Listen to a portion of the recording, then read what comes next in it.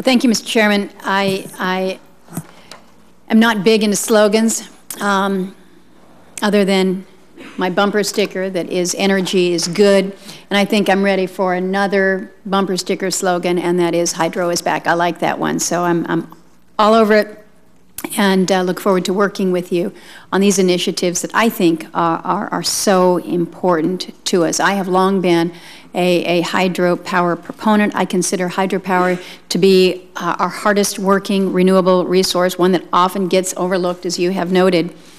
But I don't think that there's any question that our largest source of renewable electricity is and must continue to be part of our energy solution. So how do we make that happen?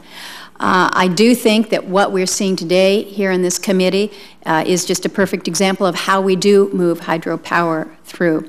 We've got good, broad, bipartisan, and bicameral support for the two hydropower measures that we have before us today. The Hydropower Improvement Act, which is my legislation to advance conventional hydropower, has been co-sponsored by you, Mr. Chairman, which I appreciate, but also Senators Risch, Senator Cantwell, Senator Udall, all members of the committee, as well as Senators Begich, Bennett, Crapo, and Murray.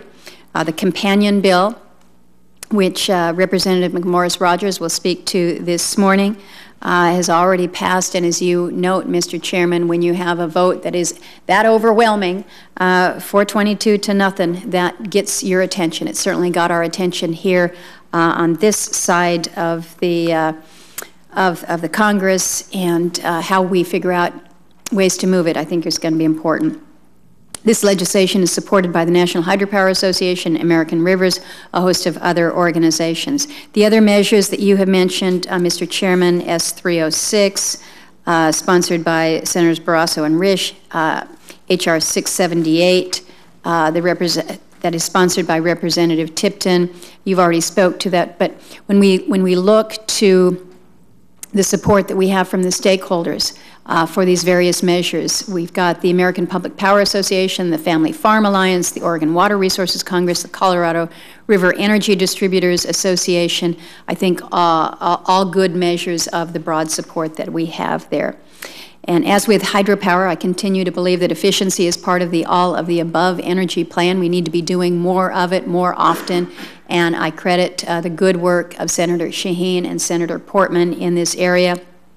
Again, I think when we're talking about efficiency, this is a bottom-line issue, an area where it's really in our best interest to find agreement, particularly as we deal with these very difficult budgetary and fiscal constraints that we have. So the work that Senators Portman and Shaheen have done with the Energy Savings and Industrial Competitiveness Act is good. And again, when you look to the supporters of this legislation, some 200 different organizations, a wide range of efficiency advocates and manufacturers. I know that both senators have been working very aggressively to garner that support, and I think that will hold them in good stead as we move this legislation through.